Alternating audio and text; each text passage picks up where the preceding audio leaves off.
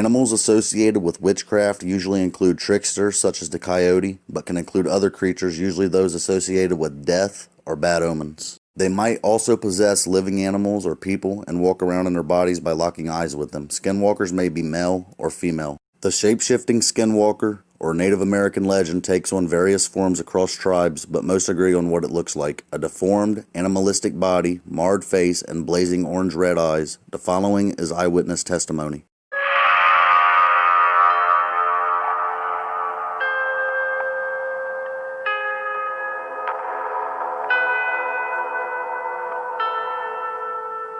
Number 5, Skinwalker Ranch.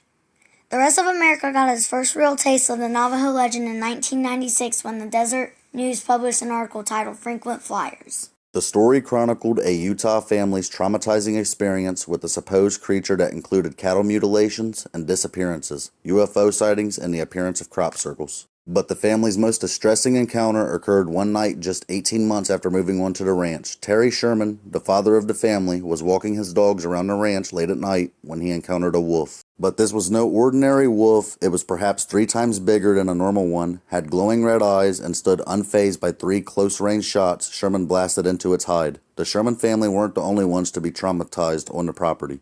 After they moved out, several new owners experienced eerily similar encounters with these creatures, and today, the ranch has become a hub of paranormal research, aptly renamed Skinwalker Ranch.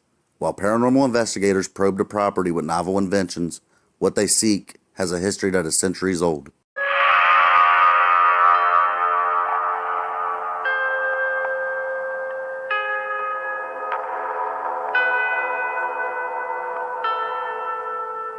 Number 4, Legends of the Skinwalker. So what is a skinwalker? As the Navajo English Dictionary explains, the skinwalker has been translated from the Navajo Yi-Na-Dushi. This literally means it goes on all fours, and the Yi-Na-Dushi is merely one of many varieties of skinwalkers. The Pueblo people, Apache and Hopi, also have their own legends involving the skinwalker. Some traditions believe that skinwalkers are born of a benevolent medicine man who abuses indigenous magic for evil.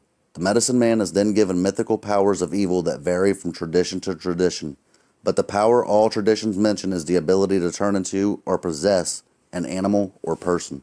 Other traditions believe a man, woman, or child can become a skinwalker should they commit any kind of deep-seated taboo. The skinwalkers are described as being mostly animalistic physically, even when they are in human form. They are reportedly near impossible to kill except with a bullet or knife dipped in white ash. Little more is known about the purported being, as the Navajo are staunchly reluctant to discuss it with outsiders, and often even amongst each other. Traditional belief pretends that speaking about the malevolent beings is not only bad luck, but makes their appearance all the more likely.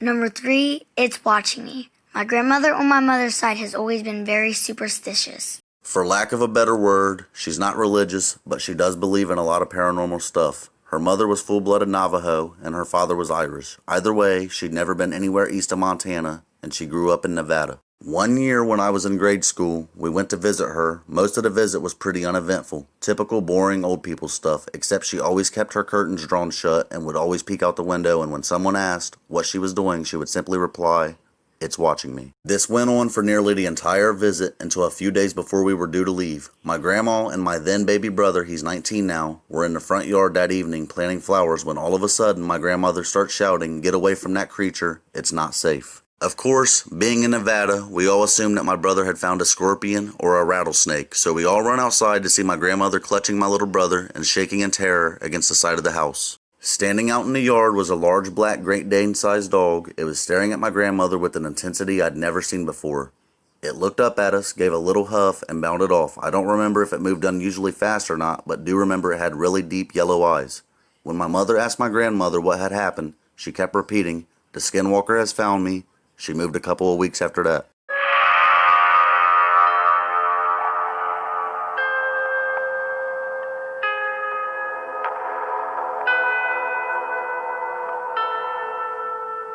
Number 2, Alone at Night. My uncle and cousin saw a large deer on the side of the road. When they got closer, it hopped over the fence like a bipedal man. One time driving back from Gallup, My dad saw an old Navajo woman walking on the side of the road, and when he slowed to offer her a ride, she took off into the plains quickly with inhuman speed. Once when I was a kid, my family was at my aunt's house, which is in a rural, secluded area, when we were toyed with by a few entities. They would make animal noises, and when we looked to the direction from which the noises were coming, they would turn a flashlight on and off. The noises would come from all directions in increasingly shorter succession. Usually when I'm there on the reservation visiting, alone at night, I will feel the presence of evil and dread, panic and paranoia wash over me, and as sudden as it comes, it will leave.